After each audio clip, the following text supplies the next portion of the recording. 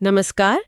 आज हम जिन स्रोतों को देख रहे हैं वो हमें 2025 में ईरान और इजराइल के बीच हुए एक टकराव की तरफ ले जाते हैं। ये सिर्फ 12 दिन चला लेकिन इसने दुनिया भर में काफी चिंता पैदा कर दी थी। हाँ, बिल्कुल।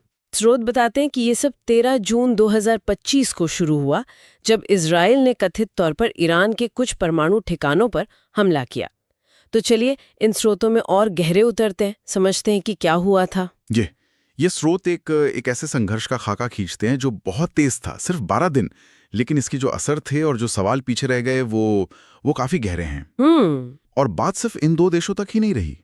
अमेरिका की भूमिका भी इसमें काफी सक्रिय थी। हाँ, स्रोतों के मुताबिक जैसे ही इजराइल ने हमला किया, ईरान ने भी फौरन ही जवाबी कार्रवाई शुरू कर दी, मिसाइलों से। बिल्कुल, दोनों तरफ से सैकड़ों मिसाइलें दागी गईं, एक दूसरे के ठिकानों पर, शहरों पर। और तभी अमेरिका ने भी सीधे दखल दिया।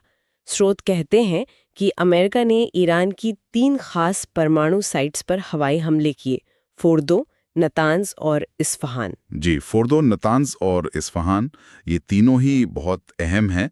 फोर्दो वो है जो जमीन के नीचे है, नतांज में यूरेनियम संवर्धन होता है, और इस्फहान वहाँ न्यूक्लियर फ्यूल बनता है।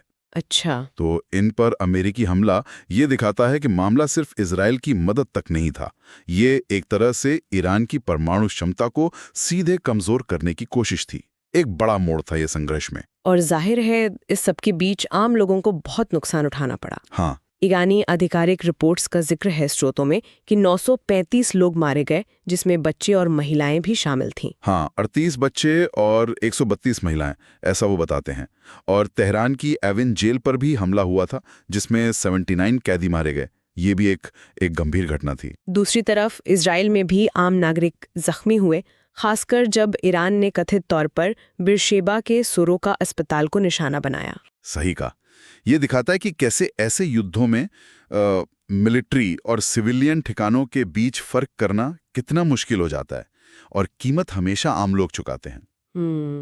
खैर, इतनी तबाही के बाद शायद अंतर्राष्ट्रीय दबाव भी बढ़ा होगा। बिल्कुल। तो 24 जून को अमेरिका की मध्यस्थता से एक युद्ध विराम हुआ, लेकिन जैसा कि अक्सर होता है ये शांति शायद सिर्फ कागज पर थी, तनाव तो बना ही रहा होगा। आपने बिल्कुल सही पकड़ा। स्रोत यही बताते हैं कि युद्ध विराम हो तो गया, पर तनाव कम नहीं हुआ, बल्कि उसने एक नया रूप ले लिया। अच्छा, कैसे?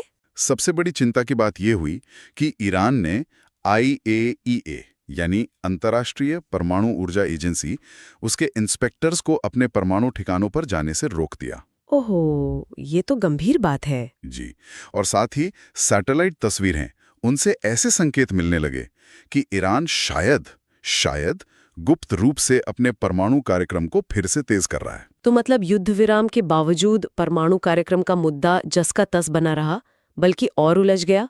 हाँ, बिल्कुल, और इसने कई नए सवाल खड़े कर दिए। और इस सब पर दुनिया की क्या प्रतिक्रिया रही? अमेरिका की बात करें तो अमेरिका ने, जैसा स्रोतों में है, इजराइल की रक्षा में तो अहम रोल निभाया, मिसाइल डिफेंस में मदद की।